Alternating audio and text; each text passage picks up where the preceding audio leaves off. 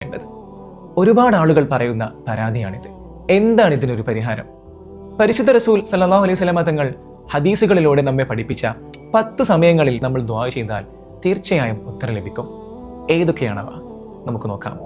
ഒന്നാമത്തേത് രാത്രിയുടെ അവസാനയാമം അഥവാ സുബ്ഹിയുടെ മുമ്പുള്ള സമയം. പിന്നെ അർദ്ധരാത്രിയും. 2 സുജൂദിലുള്ള ദുആ. റബ്ബിന് ഏറ്റവും ഇഷ്ടപ്പെട്ട ഇബാദത്താണ് സുജൂദ്. സുജൂദിൽ നാം ചെയ്യുന്ന ദുആക്ക് ഉത്തരമുണ്ട്. നിസ്കാരത്തിൽ അത്തഹിയാത്തിന് ശേഷമുള്ള ദുആയാണ് മൂന്നാമത്തേത്. 4-മത്തേത് 5 വക്ത് നിസ്കാരങ്ങൾക്ക് ശേഷവും. വെള്ളിയാഴ്ച ദിവസം ഖത്തീബ് മിമ്പറിൽ കയറിയത് മുതൽ ജുമുഅ നിസ്കാരം പൂർത്തിയാവുന്നത് വരെയുള്ള സമയവും വെള്ളിയാഴ്ച തന്നെ അസറിന് ശേഷം മഗ്രിബ് വരെയുള്ള സമയവുമാണ് 5-മത്തേതും 6-മത്തേതും ദുആക്ക് ഉത്തരം ലഭിക്കുന്ന സമയങ്ങൾ. 7-മത്തേത് ബാങ്കിനും ഇഖാമത്തിനും ഇടയിലുള്ള സമയമാണ്. 8-മത്തേത് നമ്മൾ ഹജ്ജിനും ഉംറക്കും പോകുമ്പോൾ ആദ്യമായി കഅബ കാണുന്ന ആ സമയമാണ്. 9-മതായി നബി തങ്ങൾ പഠിപ്പിച്ചത്